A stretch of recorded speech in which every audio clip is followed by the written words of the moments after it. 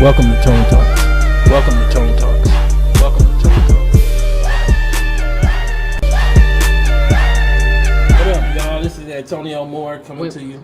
What bread?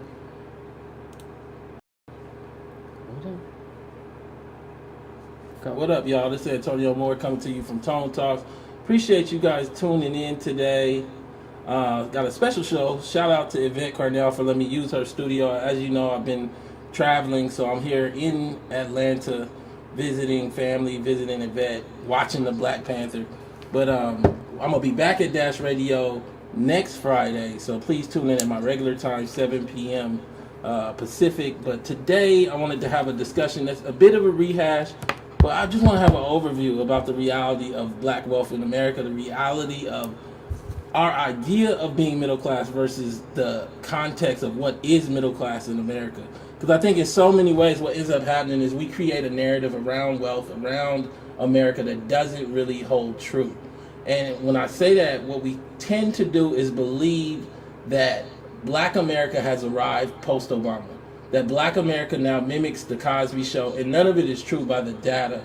I want to rehash some things for my people that have been listening, but I got new followers, and I want them to get a little taste of what's going on as well. We can't move forward until we understand what is middle class, the fact that there really is a disappearing reality behind a black middle class. So many ways, visiting Atlanta particularly, especially coming from LA, the cost of housing gives a narrative that people have arrived, that people are middle class. And housing in and of itself is not an indicator. Can it be one of the indicators? Yeah, but in and of itself, it is not an indicator of whether your neighborhood is stable. In fact, can we pull up image number 10? So pulling up this image, what we see is in many ways, what we see is a shopping center that reflects a neighborhood that has a tax center, it has a Metro PCS, it has a Payless shoe store, all right next to the grocery store. I don't think we understand how to look at that and see the reality and the limitations of our wealth condition. And for me, what I think is starting to happen is that we just ignore that and just say I own houses. Because I own a house, I'm middle class. And I want to go to number 9 to actually show you why I think part of the narrative gets lost. One of the reasons that I think this gets lost is that when you look at TV in the mornings, what media has done a masterful job of is making it seem like everything is basically mixed and diverse. You got Whoopi Goldberg on The View. You have this lady on this show called The Chew, who's a light-skinned woman that cooks with white people and smiles all the time. You got Al Roker. None of that makes us actually stable. None of that actually supports the reality of a black middle. Yvette, you want to say something to the audience? Well, no, I just want to say what's up, Breaking Brown family who watching right now. And one of the things when we talk about, we've had a lot of conversation that made a lot of people very uncomfortable about black wealth, but more recently Black Panther. And part of the too is how not understanding our wealth position puts us in a place where we can't understand what is beneficial for us, where we can't understand what is in our own particular best interest. And so that's why it is crucial. And I think this is like for people who are kind of new to Tonetalks, new to Breaking Brown, like this is kind of what I call a refresher course. Yeah, and I really want you guys to use the super chat, join the discussion on the chat. Myself, Yvette, will be looking throughout the conversation. If you have questions, we'll try to answer those. But this is where dialogue happens. This is where growth happens. In so many ways, it's not my job or my goal to break you down. But it is my goal to actually tell you the truth, and the truth in a way that you haven't heard it before. Please use the super chat. You can go to tonetalks.org to subscribe to this channel, to donate to this channel. Please share this on other pages because we're about to get it going. Let's start off with a video. For those people that have seen it, this video is about 1.5 minutes, and it kind of gives us a baseline to start this discussion. It's on black wealth. Just one. No. Yeah, it gives us a baseline to kind of which clip is it? The video. So I'm gonna put this up as big as I can, and this is, some of you have already seen this, but for those of you who haven't, you're gonna watch it again, and we have to understand it. Tonetalks presents the reality behind the racial wealth gap. In America, we understand race as a literal foot race, where whites just got a lead based on effort, when in actuality, due to several hundred years of slavery and 100 years of Jim Crow, black people were more like the shoes whites wore down to run forward economically. The recent data from the Federal Reserve Survey of Consumer Finances tells a story that even though the media shows us young black millionaires like Steph Curry and LeBron James, without the family car, the middle black family is worth just over $4,000, while the middle white family is worth over $140,000 using the same accounting. In fact, according to the Federal Reserve data, the middle or 50th percentile black family is equivalent in wealth to the 20th percentile white family. In terms of wealth, black middle is the equivalent of white poor. The upper echelon of wealth tells us much the same story, showing that white America makes up nearly all of our nation's top 1%, with only 380,000 black families having a net worth more than even a single $1 million. All while, according to the new data, 15% of white families are worth more than $1 million, and over 1 million white American families are worth more than $10 million. The racial wealth difference isn't just a gap, it's a seismic hole that's only growing and needs policy immediately to fix it. Subscribe to learn more at Tonetalks.org. So I appreciate you guys tuning in to tonight. I want to make sure that everybody understands this is going to be a call-in show. At some point, we're going to open the phone lines so that we can have this discussion. Please, again, use the super chat. Please use the dialogue. But I want to start off with a clear understanding that black wealth and white wealth are severely different. I know I've said it to you before, but I'm just hammering it home because I think in many ways what's happened is we don't understand the consequence of the middle black family without the family car being worth $4,000, the middle white family without the family car being worth over $140,000. If we take out the other depreciating assets, which is your clothes and your TV, middle black family of several people is only worth like $1,500. That's not enough to be an American family. But when you look on the other side, white families, they largely have almost all of the wealth. And I think for us, what we do as a result is just create escapism and act as though that doesn't matter. We act as though we can make it anyway, as though Bill Gates is going to buy our way out of it with a scholarship. And I just think for us, what we have to do is get real so that we can do politics, so that we can move our race ever forward. Well, what are some of the, like, what see, the thing, and one of the things that we've talked about is that the examples of escapism, right? So when you look at the examples of escapism, like one of those examples is Bitcoin. Bitcoin is an example of like, I don't have to do politics, I'm gonna make $1 million doing the Bitcoin. One of the examples of escapism is this idea that like you can do, like if you just understood finances better, if you just had a little bit more financial literacy, you could make $1 million and you could just quote unquote catch white people or whatever that's supposed to mean. So I think when you look at what part of what I would say about Black Panther is that showed me the escapism and how black people are just like, well, you know, I want to be Wakanda forever, even though Wakanda told you we don't really do refugees like that. We very insular. We put up a force field. Not only did we not help you, we put up a force field. But instead of seeing ourselves as anchored in something, you know, and anchored in who we are in terms of our lineage, in terms of our community, we'd rather just imagine ourselves as Wakandans. James Baldwin had a quote, and he said, "You cannot fix what you will not face." And I think for us, we're not facing the reality of what it means to be locked out of American wealth. And we're still saying that our kids are going to go to college, that we'll have a retirement fund, that we'll be stable Americans. And what you're seeing is that if you look around at your life, you're not stable. And I know that people will say you're generalizing, and I'll say I just know the data. And I think that we have to start looking at this thing. I've shared it with you before, but we don't really have millionaires. I mean, when I say we, I mean African Americans, not Africans. What you see is that this race largely is constructed of working class people, working poor people. You see the reality that out of 20 million black families, according to the new Federal Reserve data that I pulled, you might have 350,000 black millionaires worth $1 million with their pension, their house, everything. Largely boomers, largely at 1.2, 1.3. Whereas with white America, 13% of their race, 80 out of 83 million homes, 15 million families, I believe, or something like that. I'm sorry, 15% of the race, 13 million families. are worth over $1 million, with 870,000 of those homes being worth over $12 million. I know for many people that seems like numbers, but in reality, those aren't just numbers. Those are consequences. What you're seeing now is that Black America doesn't really grasp what's coming.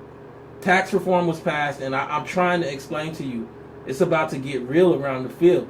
And I really want to just be able to tell you that there's that dream hoarding, that hoarding of wealth is happening. One of the things that there's two additional like new kind of concepts I want to introduce in this video. But before I get to them, I want to come back to the concept of dream hoarding. And in a general sense, there's a new book came out. We've talked about it. To be basically the author of the book proposes that to get into the American dream, just to have access, you need to be in the top 20% of American families. To be in the top 20% of American families, you need $600,000 in worth. The only families that are worth $600,000 or more in this country are almost all white. They're not working class Black families. But what do you say to people who say stuff like, well, people who say stuff like part of the problem is we comparing ourselves to white people, and we shouldn't compare ourselves to white people. We should just do our own thing. That's part of the problem. We keep comparing ourselves to them. Yeah, well, I mean, the reality is that we live with them. You want to go to Stanford, right next to them. You want to go to UGA, you want to go to UCLA. We don't live in segregated communities. We buy houses that compete against them. Whether they want to live in the neighborhood or they plan on renting the house that you're competing with their dollars against. We don't live in isolation, no matter how you try to create that narrative. What I think is starting to happen is that we're not looking at the ways this is showing up. But before I talk about the ways this is showing up in Black life, I want to pull up the chart number 1.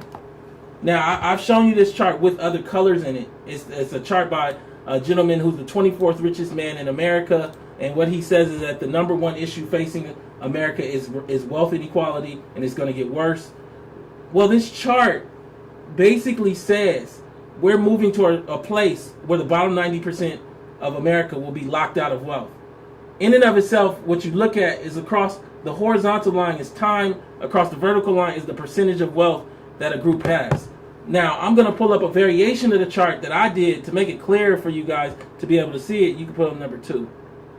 And so what this actually does is it kind of colors it for you.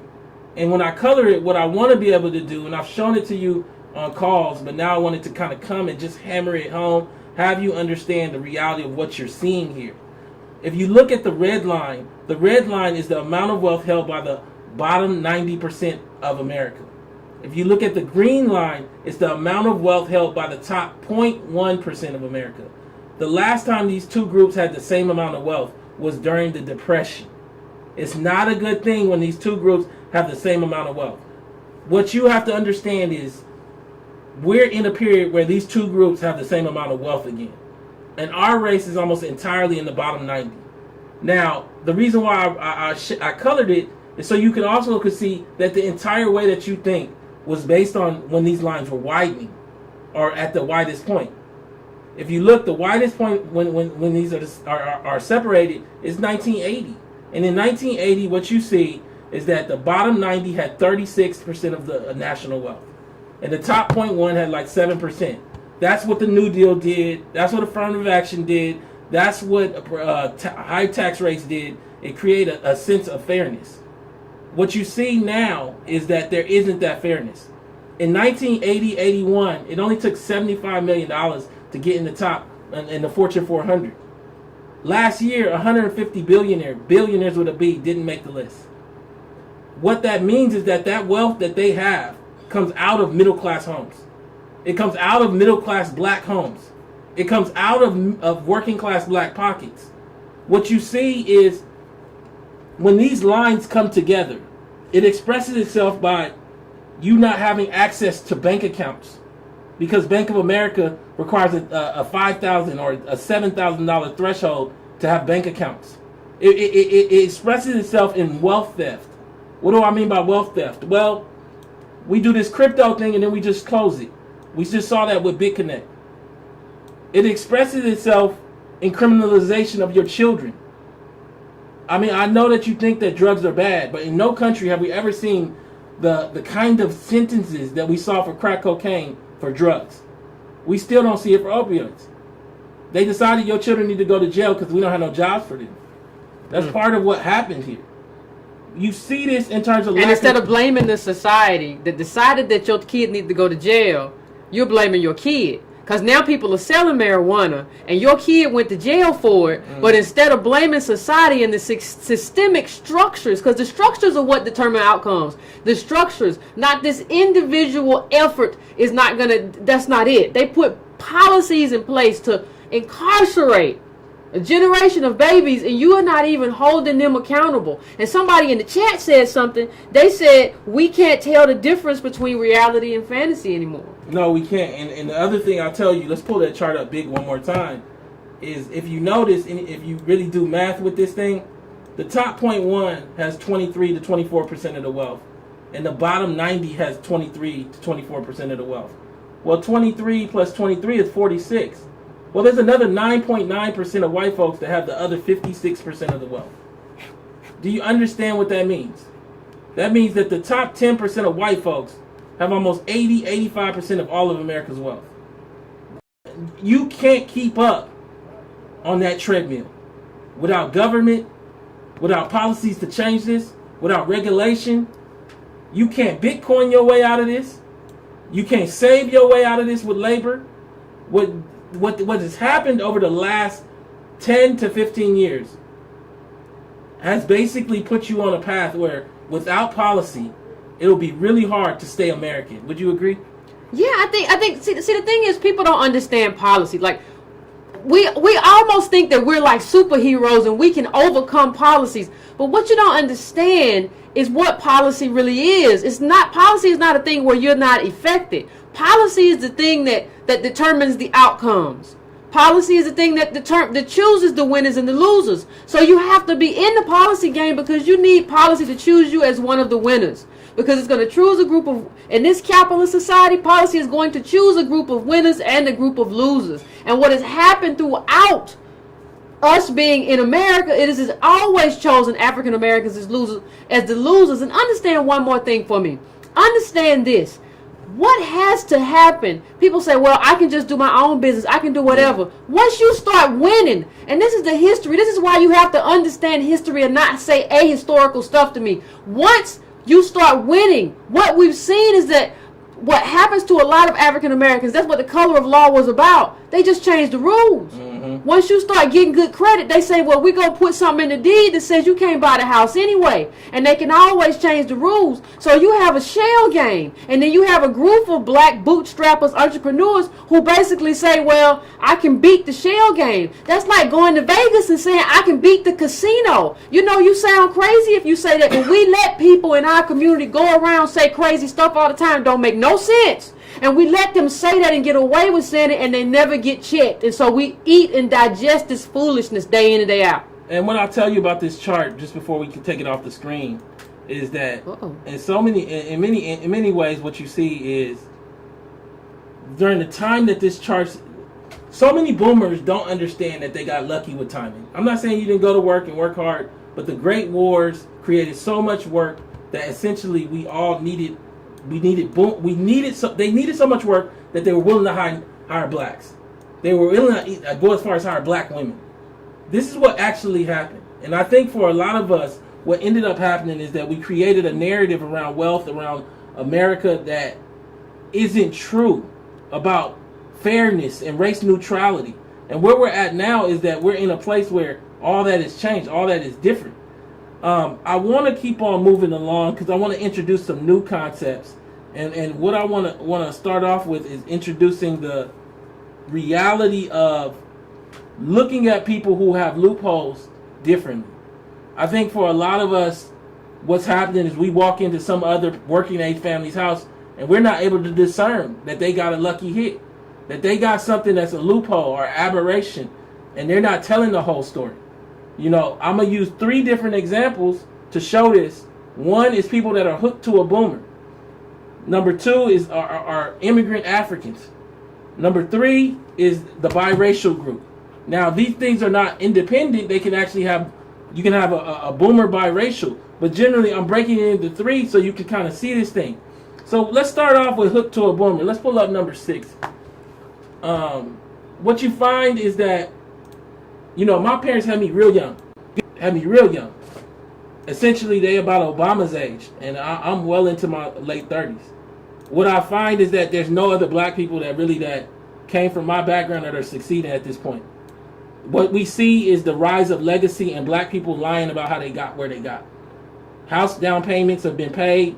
And I'm not talking about whether it's wrong or right. I'm just saying that's not the middle of black America. You see a group of apathetic, basically economically ignorant, like black folks that are hooked to a boomer that aren't really being honest to those other black folks of why they're able to afford America. And as a result, they're not really caring about other black folks. They telling other black folks what they boomer taught them. But your wealth and your success comes from the great wars. That's not what everybody behind you is going to be able to live on. That's not politics. That's not policy. I want to pull up number 7. Okay, before you do that, let me just point out what somebody said. Somebody said, Yvette, that's not true. Black women hair industry is for them alone, and they themselves can funnel that money in their pockets. None of that makes sense. Let's pull up number 7. Well, let me just say why it doesn't make sense. I mean, because the thing of it is, that's 6. Like the thing of it is, 7. Part of the problem is that we view this as real money. Like, part of the problem is that, and I'm not saying that you cannot, as a person who does hair or whatever, make some money for yourself and for your family. That's not the kind of money we're talking about. We're talking about, we live in a space with the highest income inequality since the Gilded Age. That's where we are. And let's explain the Gilded Age. During the Gilded Age, you can have children workers. During the Gilded Age, black people were snatched up and thrown into mines to work for free. During the Gilded Age, there was no regulation. I'm going to tell you that Uber means that this is the new Gilded Age. The existence of Uber, a shirking of 100 years of labor laws, means that you are now in a serf owner kind of system. I don't know if you get it yet, but you're going to start to feel it. And I'm telling you right now, the 3 loopholes that are masking it for black America most prevalently are boomers, new Africans, and biracials. Because they're not allowing us to see the consequence of a national blackness because they're so loud and they're not honest. They're not saying that my mother or my grandmother gave me $45,000 to put down on my house or paid my student loans. And that is not normal for America, for black America, I'm sorry. And what this inequality also means, and is that you don't have control. See, when one group has all the money, when one group has all the dreams, it don't matter. Like, it doesn't matter that you can have a beauty salon shop and make so much money. First of all, you don't control the hair that comes in and the weave. You don't control any of that because that's controlled elsewhere by people who have a homeland. But the second thing it means is that you still don't, the people who control your life are these billionaires and soon to be trillionaires. You don't have the money to compete. So you act like, well, we control the hair industry. No, you don't. Do you know how big the hair industry is? Do you know how much money? Even the black hair care industry isn't controlled by black people. So I fundamentally leave that up. Fundamentally, I think that what we don't understand is that right now in America, one of the biggest issues that's faced by black America is in-race wealth inequality. We've been talking for a long time about black people and white people having more. What about just old black people having it all? And I don't think we want to get honest about it. I don't think we're going to get honest about apolitical Cosby-esque boomers leaving behind no kind of like real answer for the race. And I think that what you see is that the data holds. Among black people, what you see, it's funny because in my paper with Matt Brunig, the hidden gem was to see the wealth disparity amongst blacks themselves. It was exponentially higher than what you saw amongst general pop whites.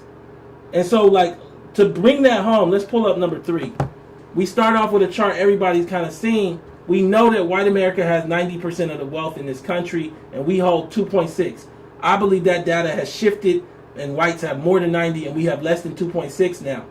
But the bigger story is to pull up chart number 4, is that in race, what you find is that the top 20% of black families have almost 95, over 90% of all of our wealth. That is not the way any of it works, and that's a loud 20. They're almost primarily all boomers, and they do help their children to some extent, but their children don't tell other black people how they bought their house in Decatur or anywhere else. They just tell half the story, which is my parents sent me to college. They don't tell you that their parents paid for them to go to college. And I'm not talking about whether that's wrong or right. What I'm saying is that then they are the ones that are supposed to be doing politics for the rest of the race. But instead of doing politics for the rest of the race, what they're doing is taking their advantage and using it only on their own family. And we got to call to task our own black folks, because that's where the game stops and starts. What do you think, Yvette? Well, here's the thing. And let me just be clear, because somebody said something in the chat that I hear all the time, and it's gotten to the point where it's kind of irksome. And so I just want to make something very, very clear. Everybody says, well, what's the solution? First of all, please, this show, I've been doing this show, Antonio's been doing his show probably a little over a year. We've been doing this. You're asking us to fix American racism and the consequence of American racism and slavery, racism, Jim Crow, Reconstruction, white mobs, all of that, KKK, lynching, discrimination, housing segregation. You're asking us to fix that in less than a year in a 1-hour show. That's what you're asking us to do. Understand when you say that how ignorant that sounds. Now, here's what else you'll say. Understand, that's number one. The second thing you like to say is, well, other people have solutions. You don't have solutions. No, other people don't have solutions. Other people just have lies that they sell you to make money. The people who you are looking to and saying that they have solutions do not really have solutions that work. They know, though, that you're so desperate for a solution that they can sell you something or give you something that because it makes it your fault. So you all go out and listen to these people like Gary Vee, and I heard him say some black people are now watching, listening to Gary Vee, who, if you look at his bio, because nobody ever investigates these people, his family owned a vineyard. He didn't grow up like you. He can't tell you what to do. He doesn't know what it's like to be black. And then he tells people, well, if you work during the day, come home at night and work till about 2 a.m. The only thing you're going to do is give yourself a heart attack or a stroke. Let me say this. I have a paper coming up. It's funny because in all these different areas, I just do the work. And it's real hard because people say, oh, Antonio, you call people ignorant. There's a difference between ignorance and stupidity. Stupidity is saying that you don't have the ability to become smarter. Ignorance is saying you don't have the data to talk to me. And it's the truth. What's happening is, like, whether it be in this film space with the Wakanda stuff, nobody wants to really understand what it took to get a nomination the way I did. You had to really start understanding stuff about the inner workings of Hollywood that you might not understand. You might be a dental assistant. You might work at a school. I don't know as much about schools or dental work as you, but I know more about that. The same thing goes about black wealth. I have a paper coming out with Sandy Darity, the leading intergenerational economist in the world, in about 2 weeks. And just to share it with you, it's going to gut it all. And the title of it is We're Refuting the 10 Myths of Closing the Racial Wealth Gap. And so much of it is what you believe. Everybody's asking for a solution. Well, this is the first one. You're going to have to accept this paper. I'm just telling you because it's real. Those 10 myths, I'm just going to give you a couple of them. Greater educational attainment or employment rates on the part of blacks will close the racial wealth gap. Not going to close it. Let me give you another one. The racial home ownership gap explains the racial wealth gap. I'm just giving you like 3 or 4 of them. Well, it's going to be 10 of them. And financial literacy closes the racial wealth gap. That's what Boyce talks about. None of that is true. I'm just telling you, I'm operating at a higher level right now trying to share that with you. If you don't want to listen, I see you on the other side. When your sister has trouble getting WIC or getting a college prep program, because it's coming. I'm just trying to prepare you. This is the solution. The preparation is the solution. What you see is that I'm telling you that when you go in a person's house that's black as well, and they show you their house and everything, don't feel bad about yourself because you don't know their story. Ask them their story. And I'm willing to guarantee that if they're working age, their story is that a boomer is hooked to them, or that they're African, or that they're biracial, because there isn't a pathway for normal blacks right now to attain wealth in that same way. That's what's happening. But we're not asking those questions. What we're saying is getting down on ourselves, getting depressed. I'm saying back out, and let's get real. Well, and here's the thing. Somebody in the chat said, well, we can help ourselves with financial literacy. And here's the thing we have to understand what financial literacy can do and what it cannot do. If you manage the money that you make at your job, then what that means is that if you don't spend, you will probably have, or maybe if you don't lose your job, you will have light bill money because you didn't eat out and you cooked at home or whatever. So there are benefits of financial literacy. What I'm saying though is financial literacy, this individual thing that we can employ, cannot help us fix a systemic problem. You do not fix systemic problems with individual solutions. Again, you do not fix systemic problems with individual solutions. It doesn't mean that those individual solutions are not helpful for your life and in terms of how you balance your own checkbook and how you make it from week to week and month to month. But in terms of fixing 400 years of slavery and everything that came and manifested from that, you do not fix that. And and I have to tell you, it is a pedestrian idea to think that, it is an immature idea to think that you can fix that with your own individual efforts. And here's one other thing I say. Somebody else asked, I can see the chat. I can't normally see the chat because I'm normally just the one talking. Somebody asked about first steps. And what I would say is, you have to do the work of understanding how you got here. And that requires political education. And that requires reading the books that we've mentioned on the show. We've mentioned The Half Has Never Been Told. We mentioned The Color of Law. We've mentioned a lot of books on this show. So you have to do that work. Now see, the thing about it is, that's not the work, and I've said this before, that people want to do because it's not sexy work. It's hard work, and nobody's going to reward you for it. And it's not going to fill up your bank account immediately. But you have to do that because that's the thing that groups us together too as a cohesive tribe who understands who we are, where we're going, and what we have to do to get there. And it also excludes other people from our tribe. It defines ourselves. If you cannot define yourself, if we cannot define ourselves as a group, we can't move forward in any kind of direction. Let me say this. Did 2 get flipped back? Nope. All right. So what I feel is happening in some ways is if we can get it flipped back, because I just want to go back to it. What I feel is happening in many ways is that people don't understand timing. People are having real problems understanding. I seen a boomer in the chat, and I'm not saying this to be disrespectful of you guys, but you got lucky in terms of timing. The Great Wars ended. You were right after Dr. King's era. You have to understand this chart to understand how and why Black America is showing so many signs in form of as far as economic craze.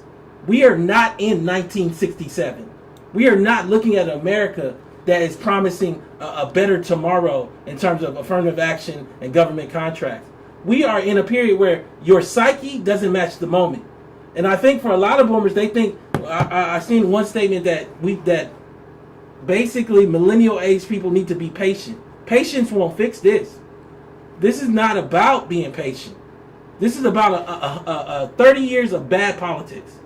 This is about a city in Atlanta that was built based on Andrew Young's own statements and Meet the Press on bad politics and bad deals with private companies rather than confronting Reagan and forcing government to do what it should do.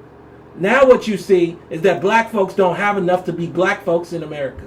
And what we're doing instead is saying, be patient. Well, being patient is going to lead to a world where all of our kids drive Uber after high school. And I'm here to tell you, I'm not patient no more. And I feel like in some ways what you see is that we don't understand the covers. So I went through the boomers. Let's switch to black immigrants. Let's pull up number 8, I think it is. I wrote a piece for the LA Sentinel. Shout out to Brandon Brooks, the editor. This is the largest black newspaper on the West Coast. What I showed is using Sandy Darity's data with the Federal Reserve. He went to many cities. Boston, the middle black family is worth $8, African American family. Well, and this is one of the first studies to go by city and to break out African immigrants, Caribbean immigrants from native blacks. And what you find is that no matter where you go, native blacks are struggling. In LA, to give an example of what I'm saying about a cover, the middle Nigerian family is worth $75,000.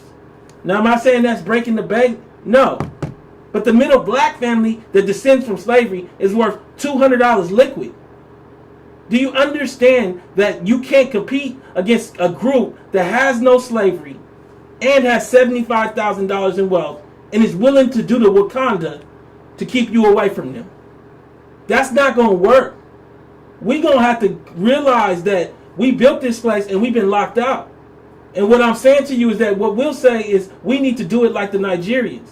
Well, give me my 75,000 and I'll do it that way. What you think, Yvette? Well, I think the craziest thing is that you read the chat and like trolls be trolling, but it's just like you hear them say stuff like, well, what after we read the books, then what? Read the book and then we can talk. You don't get to say after we read the book because the thing is your mindset, your frame of mind will not be the same after you read the book. So you have to go through that transformation. You have to go through that, and then you have to meet me back here and say, I've read the book, and this is what I'm thinking that we need to do in terms of politics. This is what I'm going to do in my community. This is how I'm going to push for politics that benefit my community. And people say, well, Yvette, I don't know why you're saying what you're saying. These black entrepreneurs, they believe in politics too. If you do videos and say that, well, the Asians don't need politics, so why should we? You're not talking about politics. What you're talking about is black apathy. You're telling black people that Asians, which is ignorant. It's ignorant to just say Asians because you're talking about everybody from freaking Filipinos to Chinese to and you're talking about everybody from poor Asians to Chinese who come here and they have more degrees than black and white people. Let's talk about the Chinese to give her what she's saying. You see, only 2% of China has a college degree, but 50% of the Chinese that come to America have college degrees. Let me say that again. Only 2% of the whole country has college degrees, but 50% of the Chinese that come to America have college degrees. So you're talking about the elite of the elite that come to this country. Same thing goes for West Africans. The lie is that they come here just like us and that they're downtrodden. No, they don't come from slavery. They don't come from broken family lines. And also they're the wealthy from their country. It's just what it is. Maybe they might be a professional that isn't able to use their degree, but you talking about a doctor that comes over to America. You know the mind you have, and come on, man. But they also, I mean, if you come from an African nation, you come from a country where you are the majority. It's a country of black people. That's a very different experience. Even if you come from a white country, I talked about earlier, David Kaluuya, the guy who was in Get Out. Who is a black Brit, which is basically an African, who moved to Britain, and he was originally his family's from Uganda, and he said Americans don't know a lot about the rest of the world, and he went on to talk about how blackness is the same, and then at the end of it though, he said something to the effect of, when I was young, I grew up around Turkish people and Irish people and all this stuff. What he didn't understand is what he exposed in that moment is that his life was very different from the life of an African American because of segregation and redlining and because of the FHA not backing our mortgages. We normally live around other black people. That's a very different experience than his experience as a black Brit. It's not the same. And so when I look at that, I look at why you don't bring that kind of energy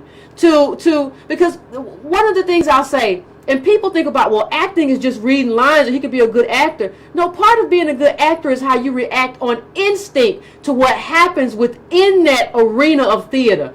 And he didn't bring a lot to that, at least not for us, because he's not African American. And so you have to understand what it is to be us and what our community has gone through in order to be able to plot a way forward. You can't just jump into this, because that's what a lot of people are doing. They're jumping into the solution. They're saying, I'm going to, it's like the solution is a swimming pool, and they're jumping into the shallow end.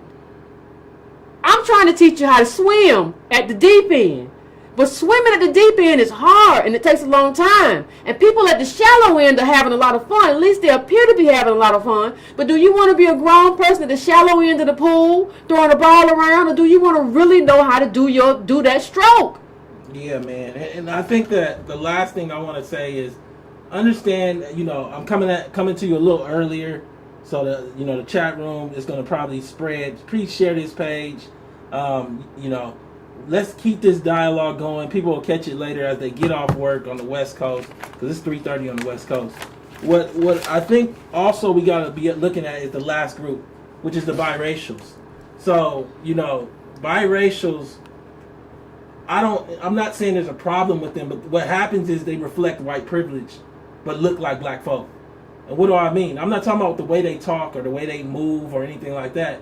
I'm saying a white grandmother or a white parent will infuse them with wealth, both in terms of resources, relationships, family, and money. And what we'll do instead is say that, why can't we be just like that person?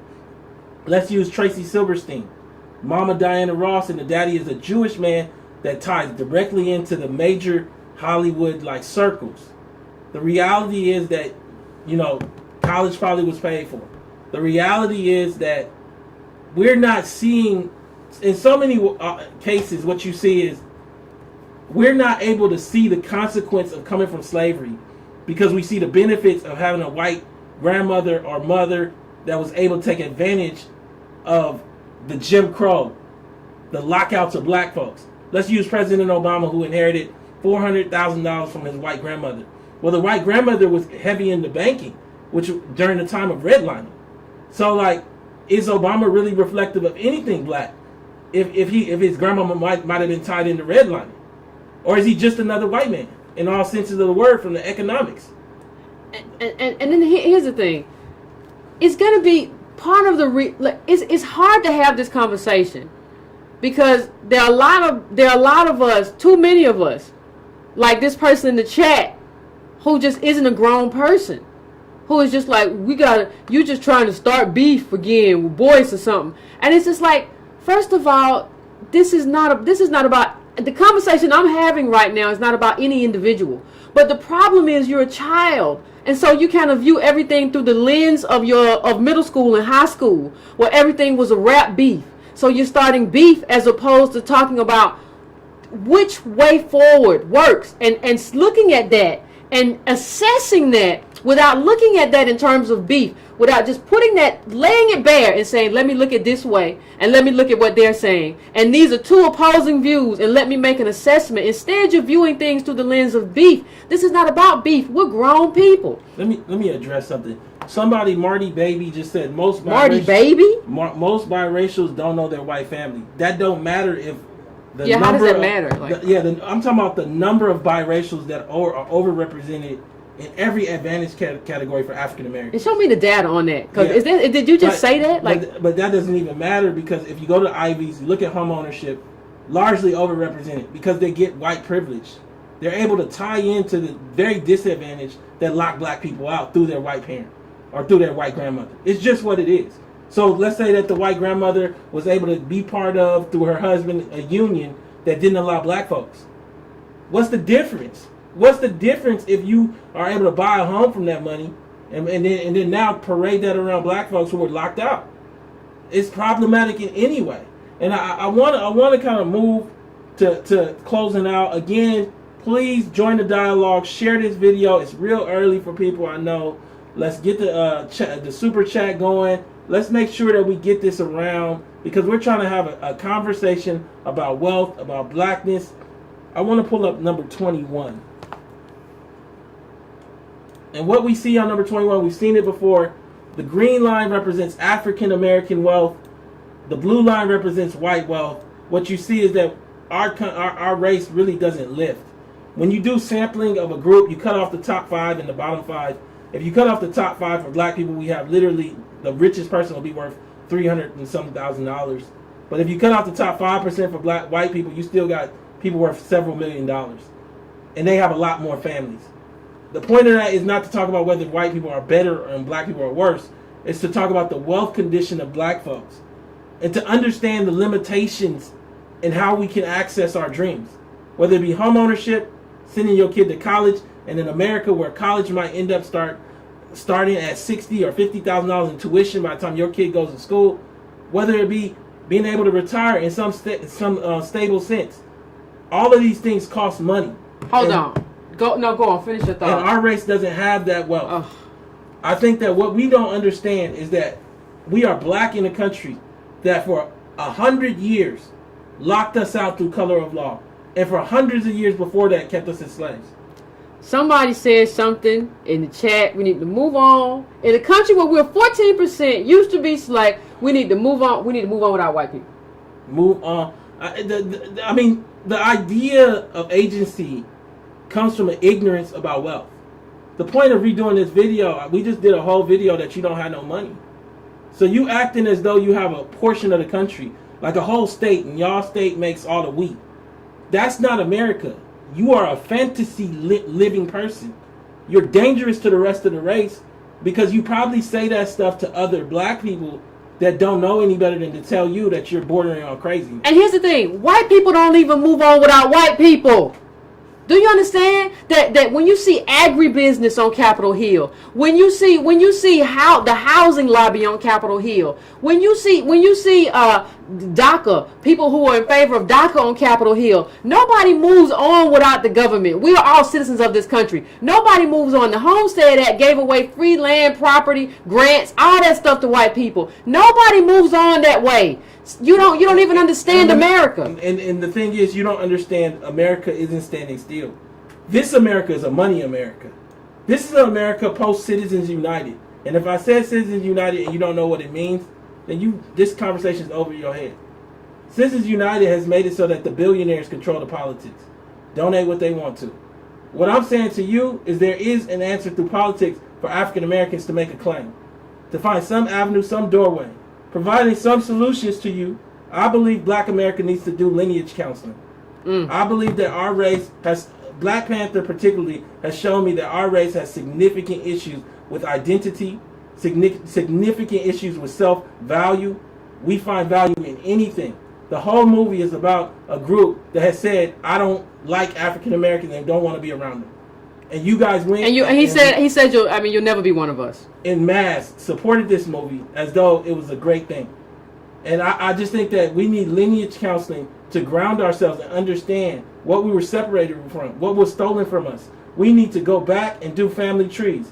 These family trees also need to show wealth. You need to know that all your people don't have no money. Because I don't think you understand that your whole family tree don't have no money. Like, you can add it all up and y'all all negative together. But they don't understand. They think they're super. But if you think like you have a Superman mentality, right? It's kind of like a superhero mentality. Like, but you don't understand that that's not how wealth works. Wealth is not superhero. Wealth is not one person who does something phenomenal and all of a sudden you have $10 million and it doesn't have anything to do with your family. Like, that's not how wealth works. Yeah. Especially not in this era. I agree, and I think for a lot of us, what we do is we create a narrative that everything could be better if we just dream harder. And none of that is true. We're not in an America that's doling out dreams. See, you got to understand what the color law exposes as much as redlining is that there were so many crumbs falling from an America that was expanding, that consumerism was expanding, that black people was catching crumbs. And we got so good at catching crumbs that we don't know how to do politics. And now ain't no crumbs falling. So we crumb catchers with no crumbs falling. And I ain't no crumb catcher. And the thing is, I'm seeing that a lot of y'all... They ain't falling no way. I snatched them out the air if they was falling. Yeah, a lot of y'all are crumb catchers. In terms of your approach to politics, to business, to scavengerism. Everything from tax businesses to little Herbalife stuff, all of it is scammerism. There's no politics involved. It's nothing good for the next man. Selling the next man BitConnect because you're going to get a hookup from BitConnect. I don't sell BitConnect to no next man. I feel like what we got to do is start looking at ourselves and being honest. Am I a scavenger? And clean that off of us. And ask ourselves, why did I feel like it was okay being a scavenger? Are my politics any good? Am I part of a community civic? Okay, you don't want to be part of the church because you think all this stuff about the church, which I disagree with. But at the, in terms of the absolute vision that this is what black churches are doing nationally. Well, if you're not going to be part of the church, you need to be part of some other civic event in the community. Because right now, you're just going to work and coming home, going to work, coming home. Pretty soon, they're going to snatch your home. And when they snatch your home, don't come to the reverend at the church saying, they snatched my home, what can I do? I'm saying to you, part of the solution is to understand our group is a group. Black honesty with your contact circle about wealth is important. Stop telling me about how much you and your sorority sisters earn and tell me what you guys are worth. And when I say worth, that means add in the student loans and the house, how much the house debt is. And if you negative, and all y'all are negative, it's a problem. Because this ain't a good time to be negative. And it's math. It's math. Like, it's not comic books, it's math. Do your math. Like do your tree. Have that conversation. This is the solution. The last thing I say before I go to calls is, if you have white friends, that's cool, but let's challenge them. Ask your white friends what they worth, what they gonna inherit. See how long they stay your friend. I'm telling you that if you college educated, you might run into a real wake up call when you find out Susie that's cool with you is about to inherit $1 million house. Let's go to the call. And she's never gonna tell you. She's never, like, that's the game. Like, we don't understand we don't understand that that's the game that's being played. The game that's been played is just like, oh yeah, I'm just like you. I go through it, and not telling you the whole story. We got this thing where we're only telling half the story. So I'm gonna put up the call number, and then give us a couple minutes, and we're gonna go to calls and hear what you all have to say.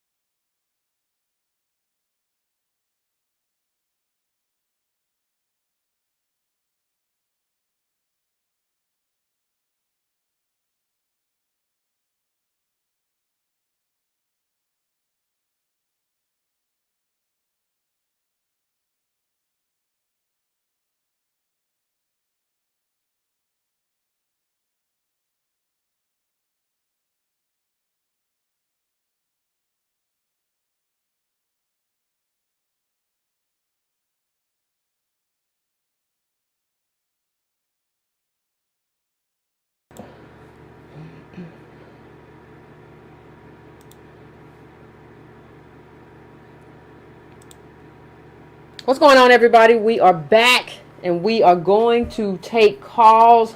Try to keep it concise because the lines are already full. We're gonna, as I always do, I'm gonna tell you your area code. I'm gonna ask you what's your name, where you're calling from. Who you want to go to first, Tom? Let's go to that 510. All right, 510. We coming to you. What's your name and where you calling from?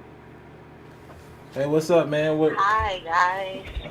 How are you doing? Can you hear me? I can hear you. Your name and where you calling from?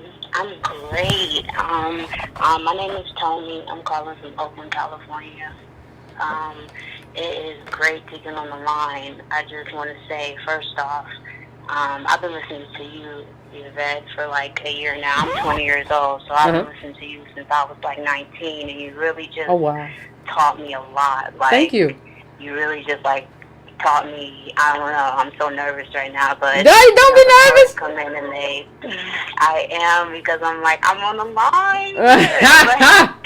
but I'm gonna be quick. I just wanted to make 2 points. Okay. One, I picked up The Color of Law because you were raving so much about it, and I've been reading it. I picked it up from Marcus Bookstore out here in Oakland. Shout out to them. Good But deal. yeah, and it's just really taught me a lot about just the Bay Area, Richmond, on how people have segregated from the South, and just, you know, how people were living in huts out here and they weren't even allowed, you know, public housing, and how public housing has definitely switched the game, and it's definitely classified as a ghetto for black people. But before, it was mostly for white middle class, and we weren't even allowed. We weren't allowed anything. And, you know, it's crazy, like, me being 20 years old, I try to talk to my peers about this, and they are just so not, like you said, it has been a purge this year of me just cutting off a lot of people. Yeah.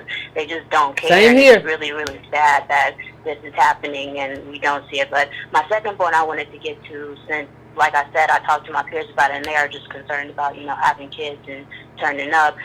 I want to really touch on the topic of, like, raising a functional child. I think I consider myself a very functional child. I was kicked out, but, you know, I was able to land on my feet, get a place in Oakland, one of the highest markets in, you know, the country. But, you know, a lot of my peers can't do that. Like you said, they're leaning on baby boomer parents, and my baby boomer parents, you know, push me out. You know, and it's like, it's just, it's a lot going on out here in Oakland, and, you know, I just wanted to bring that to you guys' attention. Okay. And just really thank you for everything you taught me. Thank you. Well, let me say this. I appreciate you calling in. It's interesting that you came from Oakland, because, you know, Black Panther put the ghetto in Oakland. It was, you know, kind of interesting to me, because, you know, a lot of people didn't notice and that. With this whole, Hold on one second. A lot of people didn't notice. The only full African Americans in the Black Panther are the little lost kids on the Oakland playground. That's the whole movie. That's the only full African Americans for sure in the whole movie. Little lost kids where a spaceship lands in the middle of the playground, and they don't even have parents that come outside. And I think it's reflective of the imagery of how we are seeing ourselves, that we clapped at that.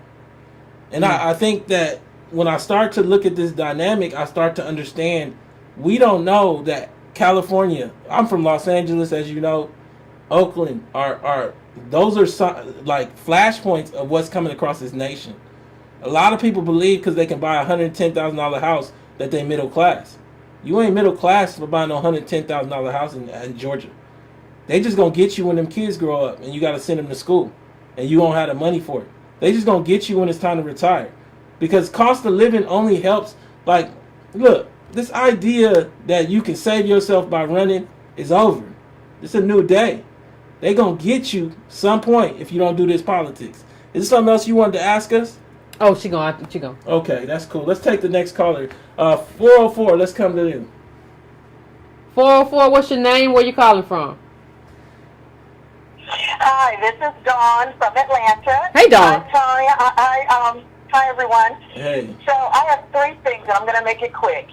One, I think it's so true. Like, I've called in several times before. Matter of fact, like a year ago, I called in talking about my daughter. She should go in-state or out-of-state. I remember. And she's at University of Georgia. Yes. I mean, so I called in a couple of times, and I will tell you that when I tell you, when people say, what are the solutions? When I tell you my message has been, because I still have a child in high school, and people run from me, I say, let me be very clear, you ain't got no money. You should be going out of state. where are you going? Yeah. I go, and people are like, well, you're just privileged. Because, you know, most people would say, I appear to be upper or middle class.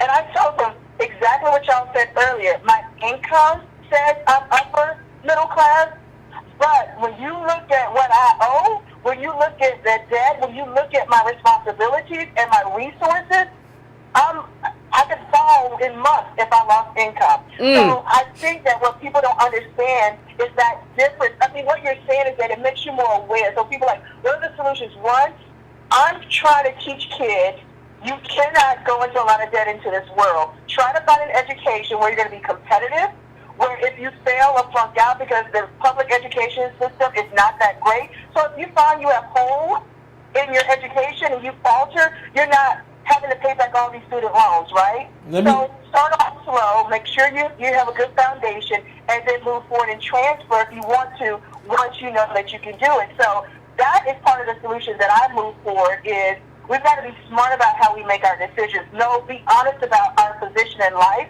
so we make better decisions. You probably heard me say that before to you. Let me say this. So, Antonio wants to say something to you, Carl. This is the thing, I'm though. sorry, go ahead. Can I ask how old you are? You generally, you don't have to tell specifically if you don't want to. I don't mind. I don't mind telling you. I'm 47. I'll be 48 this year. So you 48. That means your parents is like 78 or 70 or something like that. The part of what. Yeah. So part of what I'm hearing from you is this idea that we can get through this America without debt. And what my pushback would be is that what they've done masterfully. Because when you see all these people worth $1 billion, they got a lot of us working for them. We don't understand that. But that's why they worth $1 billion. The idea, let me say this. In 1982 or 83, it only took $75 million to be part of the Fortune 400. Last year, 150 billionaires didn't make the list. What you see is wealth calcification isn't just a word. It's an aggregation of them forcing us to take debt to be part of America.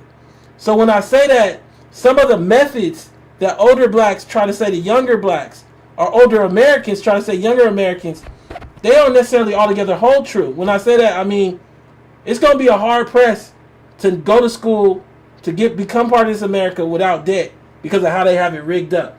I'm not saying go out and get a bunch of credit cards, but I am saying that we need to understand what's our fault and what's not our fault. Now, what we do need is better regulation of this debt. There's no reason that student loans should not be treated just like any other bankruptable debt.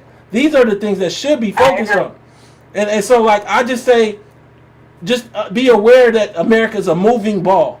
So, like, this idea, I hear... Exactly. Yeah, it's a moving ball. So in some ways, I see as we go down this pike over the next 5-7 years, it's going to be real hard to not go to school without picking up $10, $15, and $20,000 of debt. Now, what I will agree with you with, we have to learn to use the methodologies of junior colleges to save money and then transfer over. We can't just do it like the white folks if we don't have that money. You know, just go in 4 years at Howard and you from, North Carolina and you didn't go to your state school. These are real solutions that you're providing as well. Yeah. Thank you. Go ahead, Colin. One last word. One more thing, and I want to add to that. So that's one piece of it. Okay. I share my personal story with people. But the second piece is because I am extremely active, like I'm an advocate around public education, I'm also paying attention to the kids that have graduated with my daughter that are in school, and also the kids with my son. And I will tell you that when you talk about the wealth calcification, when you talk about entry, the children are being blocked in middle school. And when I say in middle school, what I want to say is that they're not going to have the opportunity to even go into debt for college because they won't be able to get in. Yeah. And I'm saying that because I'm sorry? I said, no, I just said, right. Go ahead. Oh, okay. Well, because I'm telling you what I'm saying in public education is the math. And one of the things we're fighting, because I'm in APS, I'm telling them, you're killing our kids if they don't have any kind of math foundation. Everything's going towards in this new world. If you want to work with somebody with all the billions of dollars, you got to be able to manage data. You got to manage, you got to crunch numbers, you got to analyze, you got to have critical thinking. Math is the foundation of a lot of that. And they're killing our kids with math in middle school. So when people say, what are the solutions? One, being honest, understand where the jobs are, even if you want to go work for someone, and then make sure that one of the things we're doing is we're fighting. We've got to make sure these kids can do math. And Caller. Let me say something that I read though. That this is where wealth comes in. Okay. What we don't understand is that they about to and I think it's in Oakland. Ironically, from the last caller, they to go to a school with good math, you got to pay. So they making the access point you got to have money to be part of the upper part of society. We haven't seen a society in our lifetime that's as divided as this one is going towards. The reality of graduating from UGA and driving Uber tells you that your parents didn't have enough to position you.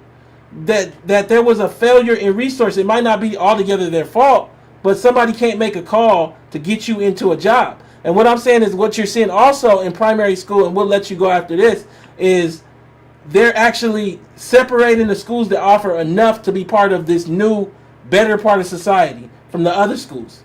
That's going on right now. You're 100% agree. And I see, and I know you got something to go, and that's exactly what I'm saying is I see that. That's exactly, they're pulling it out so the kids won't be able to be competitive. They will not be competitive because it's not there.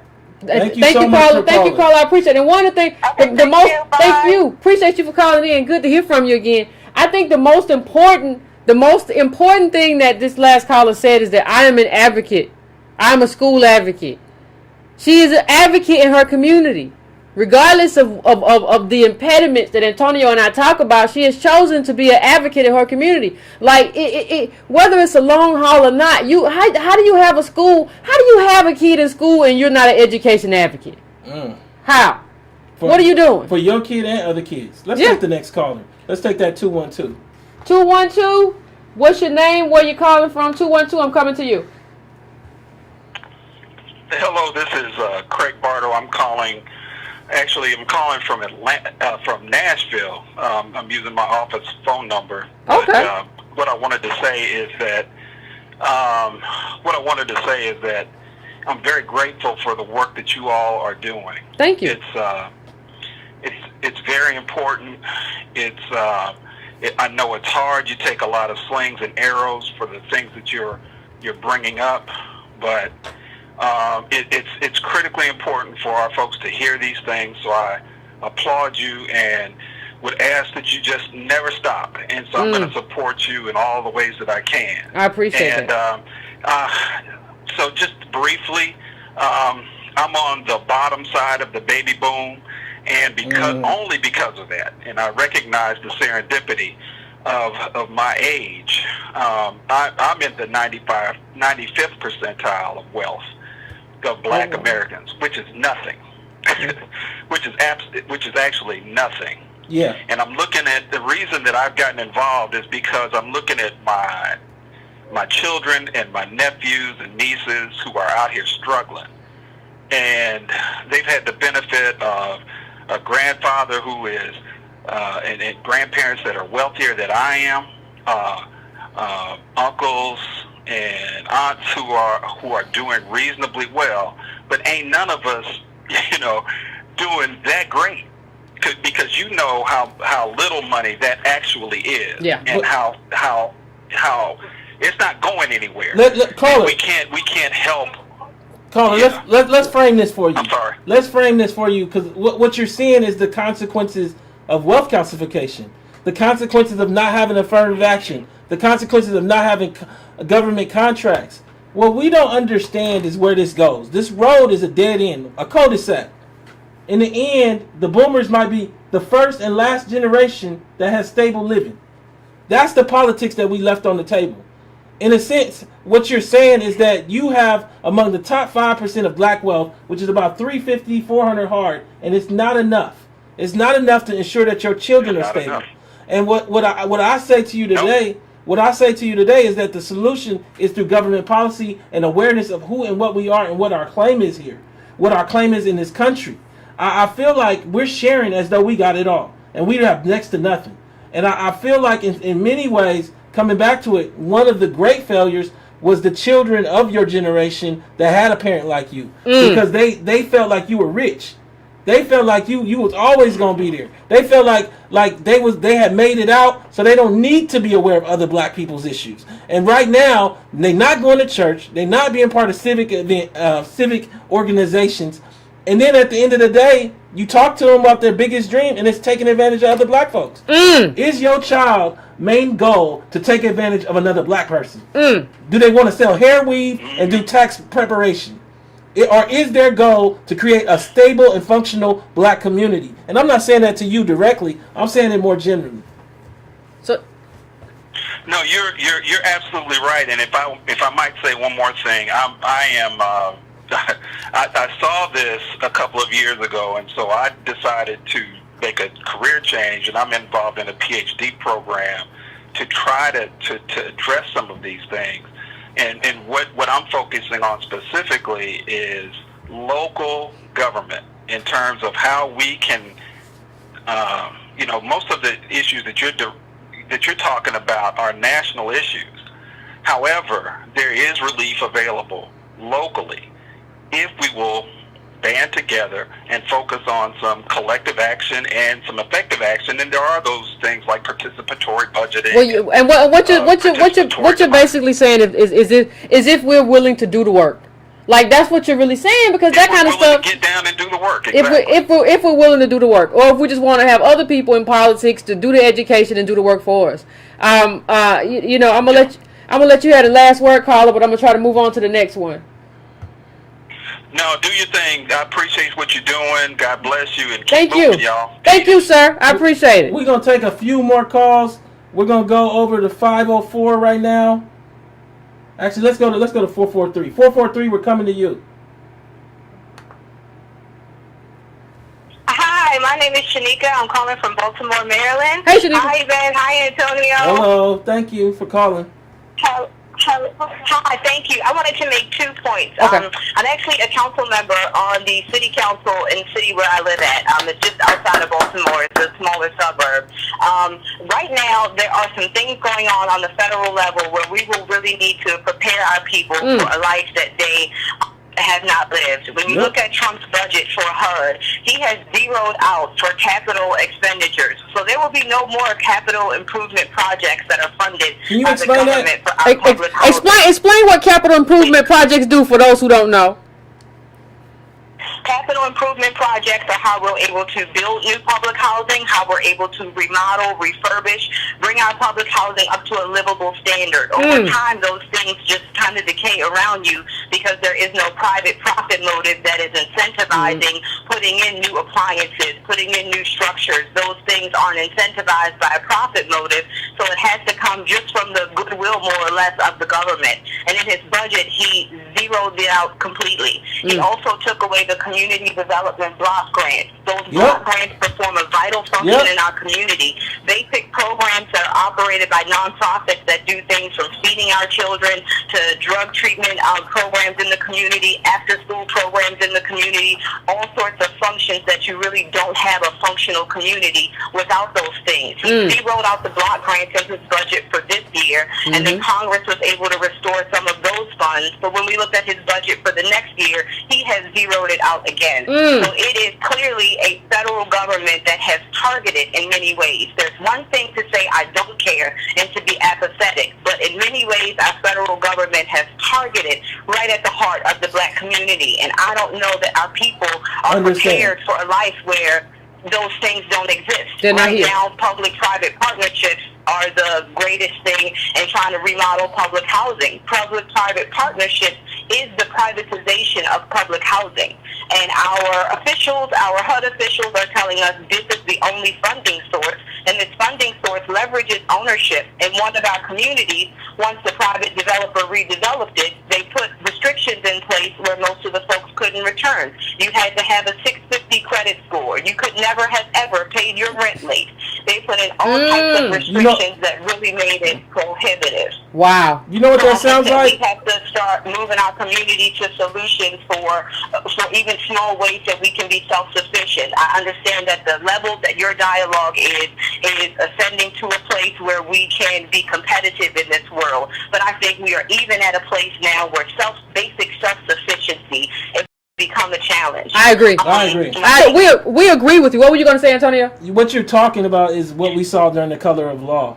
What we saw during the Color of Law was government basically using tools, and in this case it would be private citizens with the assistance of government, using tools to make sure black folks couldn't live in certain neighborhoods. And those tools here are credit scores, are certain requirements of job requirements, consistency, things that black people are largely locked out of, and we need government regulation to force these people to recognize that we might not have those things because we were locked out. The other thing I'll say to you is I think we're entering the second variation of Reconstruction, the end of Reconstruction. I think we're entering a period that black folks ain't ready for.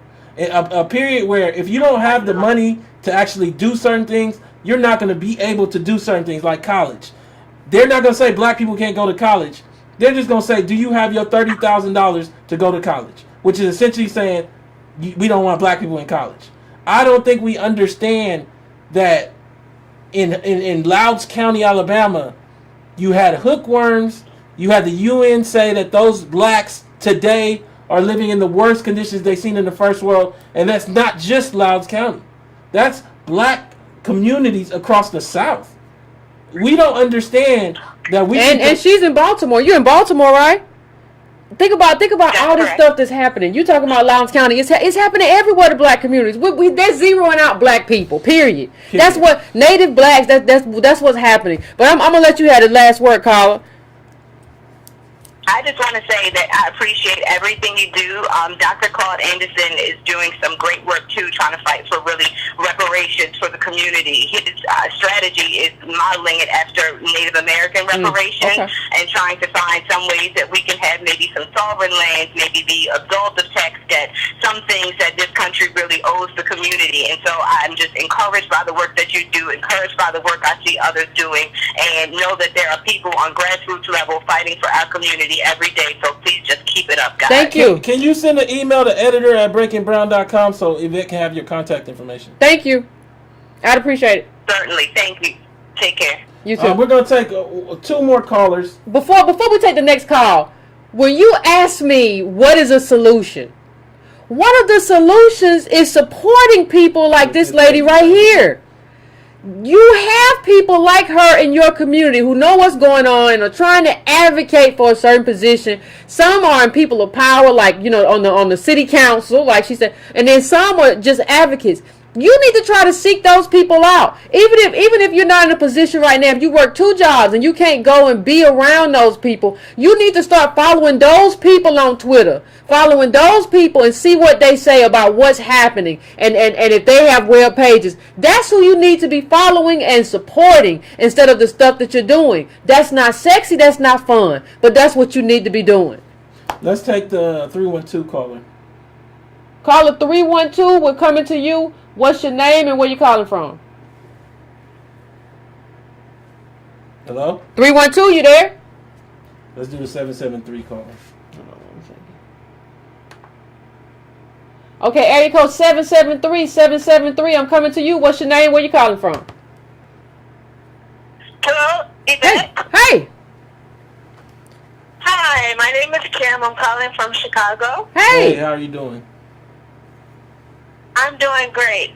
And I just wanted to say something. I don't want to be a Debbie Downer, but I just feel as though, I listened to your show. I agree with a lot of things that you say. I actually was on this wavelength before the show started, and so a lot of the things that you say are very reassuring to me, because, when you think like this, you walk around thinking that you're the only person who sees this. Yeah.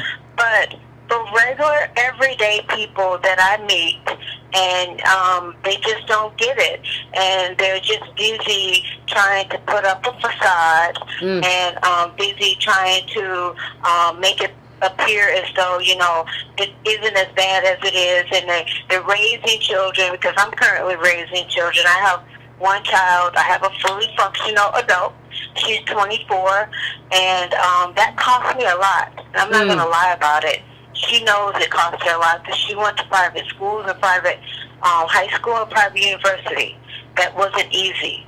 And but you talk to people, and nobody wants to admit, the situation we're in, and it's just frustrating for regular, everyday people. Yeah. So I just want to sort of share that with you. I know you're very uplifting, but I think we have to admit, when you say thinning of the herd, it's pretty thin out here. For people who really kind of understand what's going on, and so that's basically all I want to do is to share my frustration. Thank you. Thank you so much. Thank you, Carla. And what I'm gonna let you go, but thank you for calling in. I appreciate you. And listen, part of what this has to be, and part of what this is going to be in terms of what I talk about in terms of the thinning of the herd. Part of what the thinning of the herd is just like people who don't do politics, who don't want to be invested in what we're invested in, who don't want to know what we know, who don't want to learn what we learn. These people are just not, some of these people just are not going to make it, right? Some of these people are just not going to make it. And so that becomes a really, really big issue. that becomes a really, really big issue. And that's what I mean by thinning of the herd. Not that it's just us. Like, Breaking Brown is really a place where we come together as a group and air our frustrations about a whole lot of other people in our community. Would you have something to say, Antonio? What I think is, when I listen to the caller, there's a certain belief that black folks know they're poor. And my pushback would be that they don't know how poor they are. I don't think black folks... See, it wasn't until the 90s, you know, Shapiro... I interviewed Thomas Shapiro, author of Black Wealth, White Wealth, the guy that comes up with the term racial wealth gap. Check that out on my channel. And they didn't give us wealth data until the mid-90s. They just gave us income. Most black people measure their financial state based on their income. That's just what it is. And I think that it's not just an admission problem. It's a knowledge problem. There's a lack of understanding that when the middle black family is worth $1,700, $1,500 without all of their depreciating assets, y'all really don't have enough to have children. I don't think we really understand you don't have enough to have children. And what the council member was explaining is they're about to make you feel that in a whole nother real way. I'm not saying don't have children. I'm just saying that the idea that we're going to project these children into college without any kind of stability or wealth is about to be challenged in a wholly different way. And I'm just saying don't get depressed when it happens, because it's coming. And it's not your fault. It's due to 100 years of Jim Crow, 100 years of color of law. It's due to slavery. But it's also due to bad politics. The other thing I'll say to you is people are largely dealing differently. They're dealing differently in so many different ways. And as a result, they don't understand what's going on. They don't understand that your brother going to jail, all those different things are the reason why black wealth is kind of pushing back and people are not having the amount of access that they used to have. People are going to jail. People are getting terminated. That's part of wealth calcification when Time Warner lets off a bunch of people. Yeah. You know, I kind of just wanted to say that to you, and I wanted you to actually please go to tonetalks.org, subscribe and donate. We're going to take one last call. Thank you so much for calling, for coming to Tone Talks and taking part of this discussion. What's the last one you want to go to? Let's go to 317. They've been here for a while. 317, I'm coming to you. What's your name and where you calling from? Hello? Hey, 317, what's your name, where you calling from? Hi, I'm Grace, and I'm calling from Indianapolis. I just recently started YouTube. I'm pleasantly surprised to find all of these strong black people on YouTube. So I just wanted to participate a little bit and share my opinion. Okay. Okay. Well, I wanted to say, first I wanted to make a comment, then I have a question. Okay. I wanted to say, I've been looking at all of the black YouTubers, and one of the things I found also is that I've been looking at other races as well. And I noticed that the Chinese people, when somebody insults them or makes fun of their race or does something bad to someone in China, a Chinese person or Asian person, then China will just cut them off. They'll say, okay, we're not making your stuff anymore. They'll ban a person from their whole country. They have that whole country behind them, looking out for them. We can't even get most of our celebrities to stand up for us.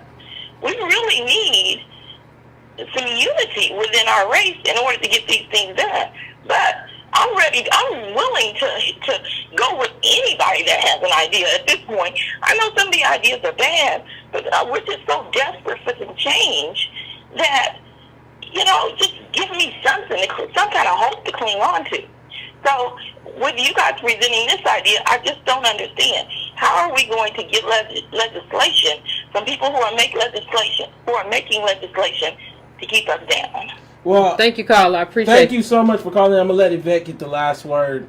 And I want to thank her for letting me use her studio today. Ooh, but what I personally kind of believe is that the Black Panther movie showed me that we have a significant identity issue. I mean, the fact that we couldn't see that movie was highly problematic and attacked African Americans, and we were just happy being on screen, shows me that we can't even move to legislation because we don't know who and what we are.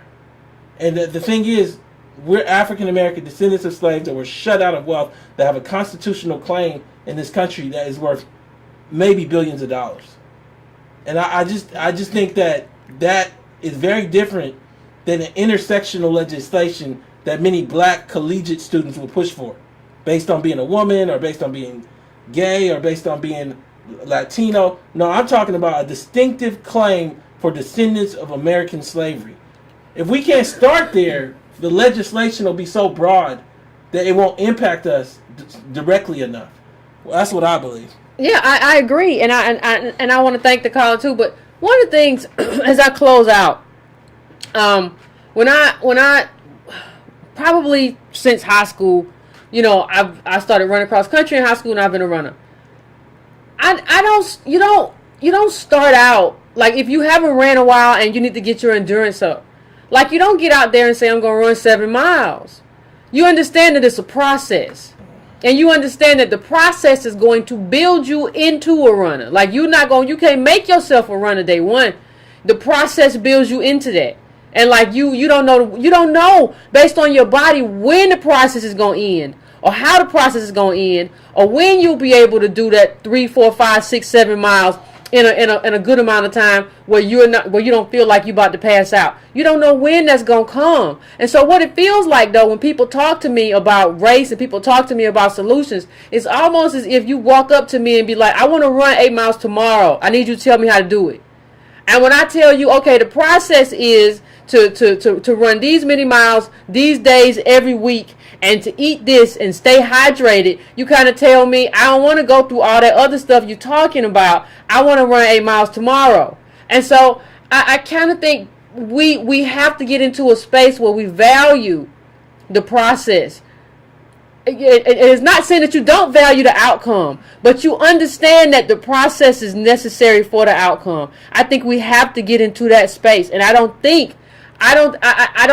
know how we get to where we need to go if we don't respect the process. Well, thank you so much for tuning in today. I just wanted to have this discussion. Appreciate again Yvette giving me her space. I'll be back at Dash Radio, 7 p.m. Pacific. Please tune in on next Friday. Thank you again. Thank you, everybody.